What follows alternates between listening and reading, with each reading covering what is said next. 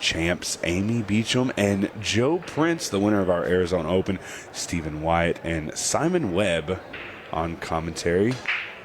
And we have a nice matchup for you here. Amy Beauchamp making her Shootout debut, came away pretty good in last night's preliminary match. Got a chance to take on the seeded Joe Prince. And Joe has been on fire for almost a year now, Simon.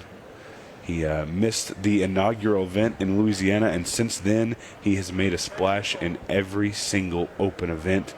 Yet to do the Shootout, though. That's the key, isn't it? He's had, would he have a semi-final, or was it a quarter-final last time in Louisville? Yeah, I think it's from obviously known Joe a reasonable amount of time now. It's been I wouldn't say a major surprise, but it's certainly been a surprise to see him step up to the level he stepped up to. No surprise to see him go well, but to be turning up and being kind of almost one of the favourites for the events now, it's a big step forward for him. Ooh. I love that. What I've always loved about Joe Prince is just the deep belief in what he's doing, in terms of he doesn't care what other people do or how other people do it. He believes in what he's doing and how he's going about it, and he has so much confidence, and quite rightly has that confidence now. Yeah, not only that, but he the one thing with Joe that got me is he's got a family, and he's playing this game so he can support his family, and that's tough to do. Pool is not a $1 million a year business for a player. You have to win, and you have to win good to be able to support, and he's been doing that. So he's got something to play for. How good is that? Oh, that is sickening. An absolute treat to watch that shot. Could have done with another couple of rolls, but it's absolutely fine.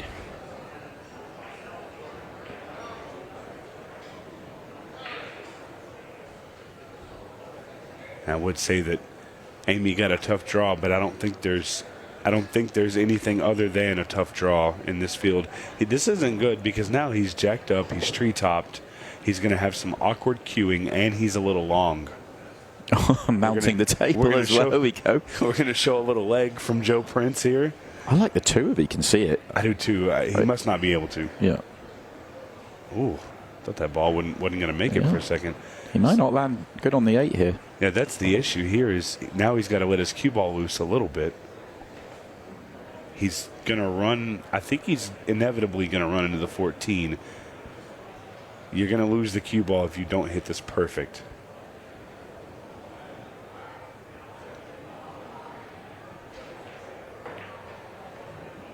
Oh, my goodness. Just open the bank, no problem whatsoever. That's sick. This is why Joe Prince has been as successful as he has. So it's important that she does trade blows with Joe, whose break has been firing for a year now. Well, there you go, solid contact. Not the power, but the contact was great and makes the ball. All right, and that was what she had to do to be able to be in this match. She has to break good and make a ball. We know she can make the balls afterwards. It's the break is the important part. Now that she's made one, for me, huge visit to settle into the match, to respond to Joe and say that she's here to play as well.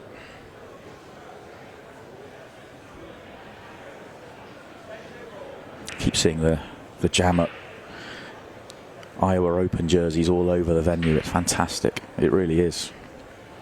Yeah, and you know, guys, if you want one of these jerseys, missed that by a long way as well.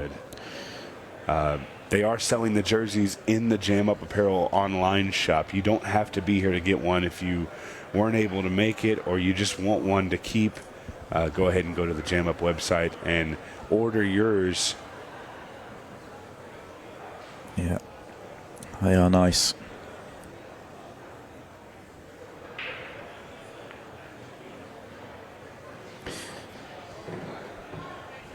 Joe's making this look pretty simple. Yeah, just a transition, you'd say. It's not really that tough a transition either. A little bit of awkward cueing there. Has to slide by the 2-ball, but he made it look easy. I tell you, looking at the bracket, the inevitable matches that we could possibly see in the next 2 rounds are just, it's enough to make me giddy because we have so many great players. We have so many great potential matchups. And Joe Prince being one of them, could be on a collision course with SVB. Yeah, a lot of good players in the way, though. Joe Bustamante, he plays the winner of this match, and he's played as good as anybody so far. Well, and SVB's got to get past a pretty red-hot Kobe Jap as well. Yeah. That's gone awkward. That has gone awkward for Joe. I think he's going to have to move to the 10-ball here. Maybe he can see it. He wants to. You can tell he really wants to. Is the risk worth the reward, though? If it's that tight, I mean, it's no issues to take the 10. And I think it plays well to bump the 6 and hold your cue ball on that side rail. This is the smart play. Oh, no. No. Oh, just. Well, little fortune never hurt anybody. A half roll more, and he's absolutely hooked. Yeah. Good run there by Joe to go up 2-0. Talk about inevitable matchups. The possibility of a TC and SVB match. That would actually be in the finals. Long way to go, so we can't really fantasize about that one yet, but the opportunity is there. Too many good players. I mean, you come in this morning thinking about who could be in the semis, who could be in the final, and you can get carried away, but there are just too many good players. I mean, Joe Prince, prime example, you know, he's lost out to, or he's beaten Tom Cousins, what, 3 or 4 times now Multiple times. in Ultimate Pool USA events, and it shows you, you know, that take nothing for granted. He would have been, in many people's eyes, a big underdog for those matches, and he's, you know, I think Tom got one back on him, but he still holds a very healthy record. So.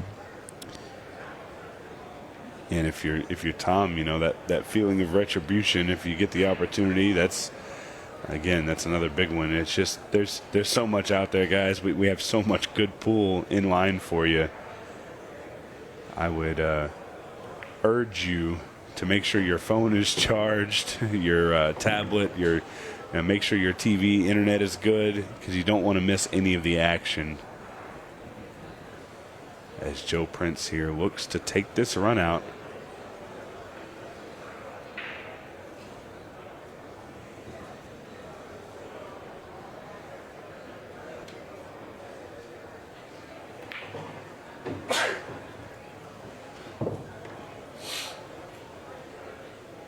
Beautiful little touch shot there to open up the 11.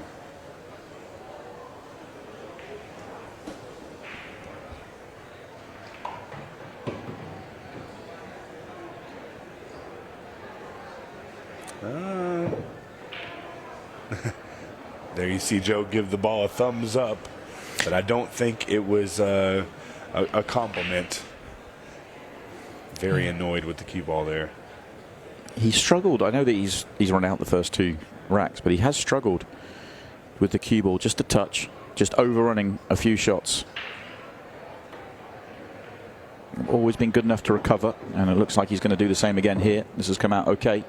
And we've seen that with the players who were in that top 16 already. They haven't had a chance to play on the table yet. Jovan Bustamante and Craig Waddingham, I think, was a good example. Jovan had a match last night. Craig, of course, hasn't touched the table. And I think that might attribute a little bit to Craig's inability to play as comfortably as he wanted to. And we might be seeing the same thing with some of Joe's shots, but he's played very, very well on the recovery side of things. And he's going to go up 3-0 here against Champs. I think I might be most excited about the future of the game and the legend of the game. It's Johnny Archer and Savannah Easton, and it's going to be fun to watch. I think every single match on the right-hand side of the draw has some storylines to it for me. It really does.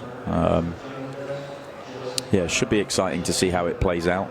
That will all follow. So we've got the whole right-hand side of the draw as we see champs come up dry to play through for the rest of the afternoon. We're back at 6 p.m. local time, central time, for the quarterfinals onwards. The thing I love about this event more than anything is you get to see every single shot from every single match.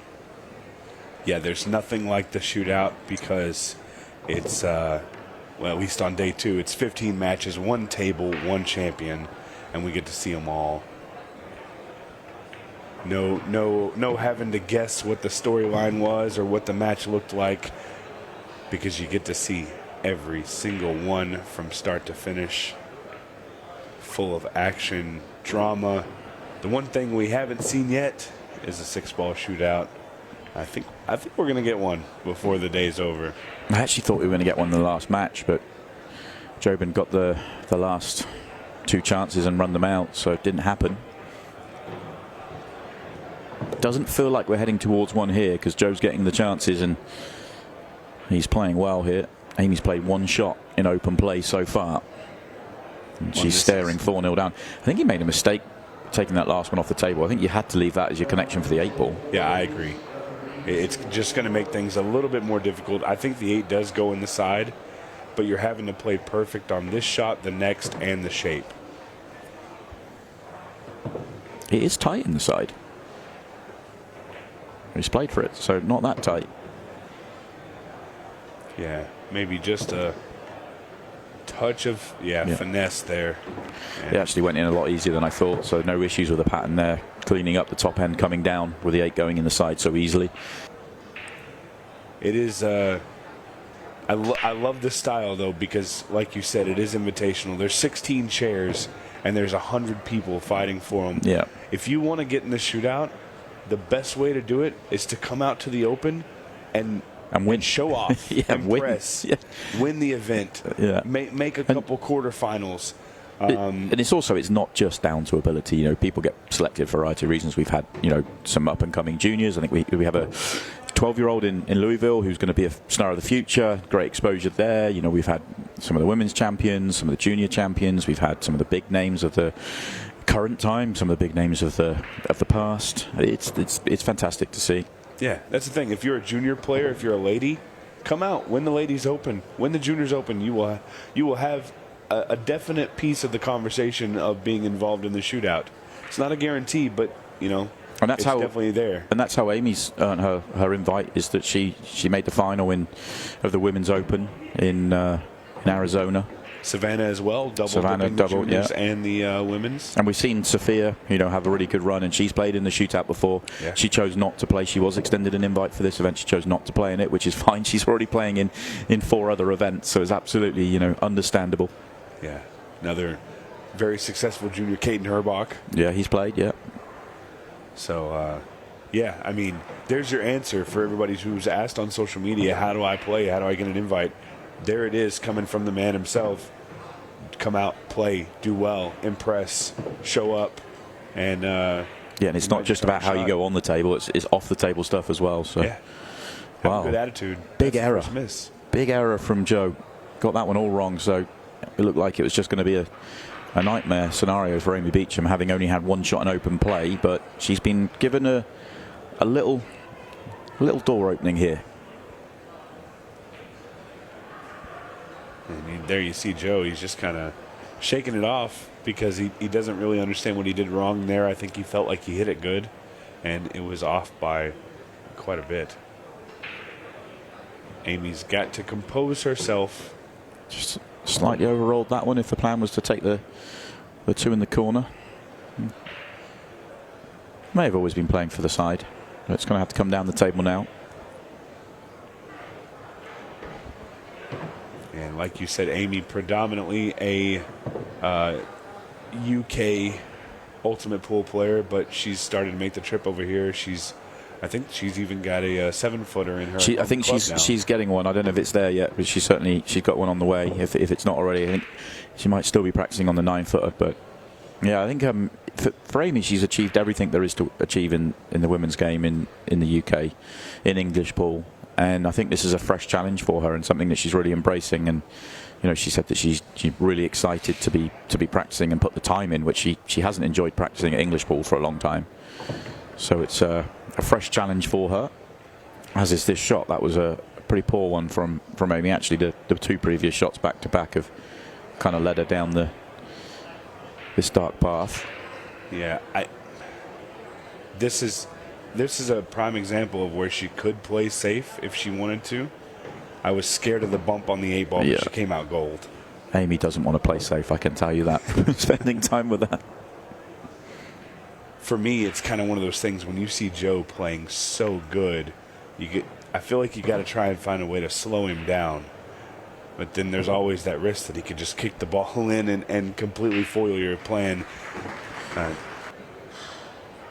All hypothetical. It's going to come down to this break here. Well, Amy has the chance.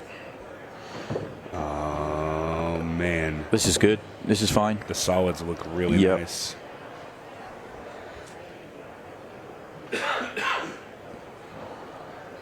Anything I could see going wrong here, obviously you're going to play the 1 as your starter. If you flick off the stripes, you could land a little bit funny here and not have a clean pot on. She's going to want to hit this nice and easy to leave herself for the 4-ball. She hit it with more pace than I thought she would. Yeah, but she's come out okay. She'll be really pleased with how they come out. I was slightly worried she might be catching the thinner contact there and coming down the table with a cue ball, and the 10 would be blocking her up the table, and none of the balls down the table would go comfortably. So, but she's done well. I think our cameras are definitely playing tricks on us today. Some of the angles are looking a lot tougher than they really are. The open event is underway. You hear Tournament Director Jeremy Hunley calling out matches. We are well into Ultimate Pool USA weekend here at the Iowa Open. Lots of players in the building. The venue is amazing, Simon. This is, I think it's one of my favorites of all time. I've never seen anything like it. It's incredible. We've been talking about it all weekend long, but it really is absolutely incredible. I know the owners are really proud of what they set up here, and they've been big supporters of what we're doing, and it's been great to work with them. And yeah, this is very, very, very impressive. I did a little interview with Pat, and he was just so excited at the thought of what it was going to look like and how it was going to feel. And he said, I hope people come up and I hope they show up to watch. And I asked him a little while ago, I said, well, how do you like it? And he said, this is more than I could have dreamed of, because the crowd here has been really good, electric. We'll talk more about the venue in a second. This could go wrong here for Champs. Got to be careful with this shot. She was a little bit annoyed to land straight. She wanted to be able to drift down the table for the 5 and not be playing it from the high angle. I think she just needs to finesse this ball in, pocket speed, and it should give her a shot on the 8-ball in the side pocket. She hit it with a little bit more pace. I think she's still got it in the corner.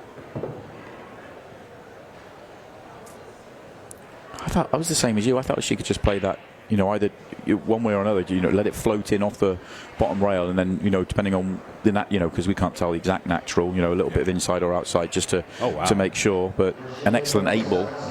Yeah, that's a very strong 8-ball for Champs. Yeah, it's pretty amazing. And here we go. Match on. Match fully on. Is there an easy out?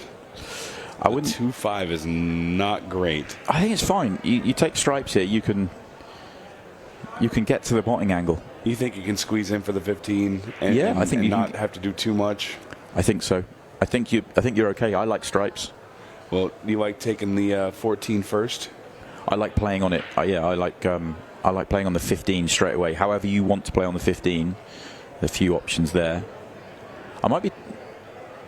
The 14 only has one pocket right now. Yeah.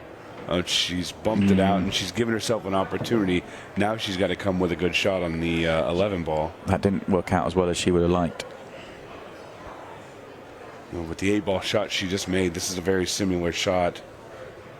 She's just got to roll down to the bottom rail after contact, come back up. It's a pretty big gap, so not too much to worry about. Just make the ball. She'll be disappointed with that shot, but with ball in hand, she will expect her to do better with her. Reminiscent of her very first shot in this match, just hits the point, and The only good news for Champs is that this is not an easy run out for Joe at all. Yeah, the thing with Joe is I think he's been the best at creating opportunities for balls that don't have one. His breakout ability has been very good. He overrolled this one by a full ball. Yeah, I think he was trying to get straight in on the 5 in the corner and get underneath the 2 problem balls. I think that would have worked out well for him, but change of route. Oh, did he play that off the ball? Yeah. Wow. Yeah, because he wants to try and get back to that straight in angle to be able to get underneath. So risky. Yeah. But again, like I said, he's willing to take the risk. Yeah, the problem, it feels to me like he's going to end up breaking out the 2 and having to play on it in the same shot, which is not ideal. Yeah, well, he's got a small hole right here. It's about 2 foot. But if he keeps making shots like this and mistakes with his shape, he's going to be digging deeper. And now he's only got 15 seconds a shot to deal with that. Okay, so he's going to use the side rail here. Oh, I don't like play it off the 9. Don't know if he's got the angle open up the 2 at the same time. No, he didn't. Never had had it. Too straight on the shot. So now he's going to have to play the 7, float across the table, and bank the 2 ball. Big shot in the context of the match as we tick into the final 10 and 15 seconds a shot. And this is the most important shot of the match for Joe, because if he misses this, he's opening it up for Amy to tie it up. This is it.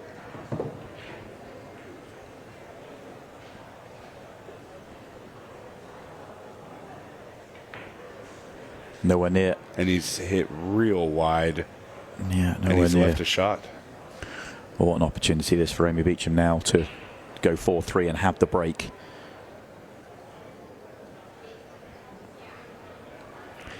Slightly awkward first shot.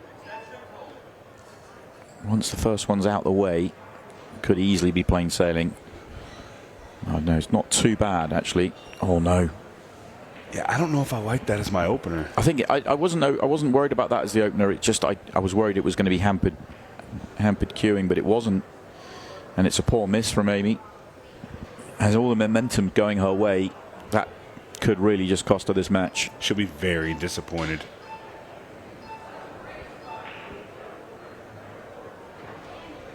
Uh, 50-yard line. Cue ball is going to be moving. Don't think there's any fear of a scratch. You just don't want to kiss off of anything.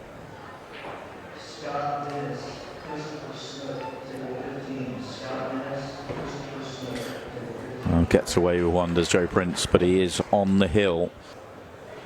It's tough situations because you feel like she worked so hard to get there and it all got taken away. Yeah, unfortunately for her own doing, you know, she missed a regulation ball. Well, and she makes a ball here, but this is not the most straightforward of runs. There's a big mess in the center, and she's going to have to move some stuff now. Oh, can you believe hitting that gap? No. How would you hit that gap? Well, when it rains, it pours. Amy having an annoyed laugh at the circumstances because she knows that she had opportunity there with the ball down on the break and just not going her way.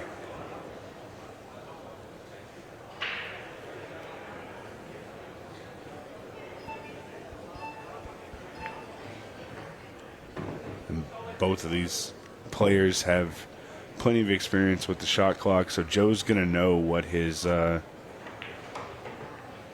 what he has to do here. He's not worried about the clock at all.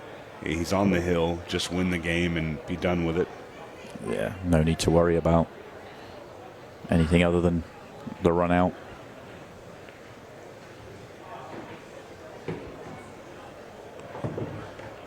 It's not a certainty still. He's got one shot that he has to play well, and I think it's going to be a combo. I think he's going to play a little developing shot. And he gets it wrong. This ball goes clean. Yeah. It Well, goes clean. Maybe that's what he played then. That's an excellent shot. I was working on the assumption it didn't. But he looked so happy with it. It was absolutely as played and been a good performance. Yeah, Joe Prince absolutely playing this the way he should have. He takes down Amy Beauchamp and he moves on into the final 8.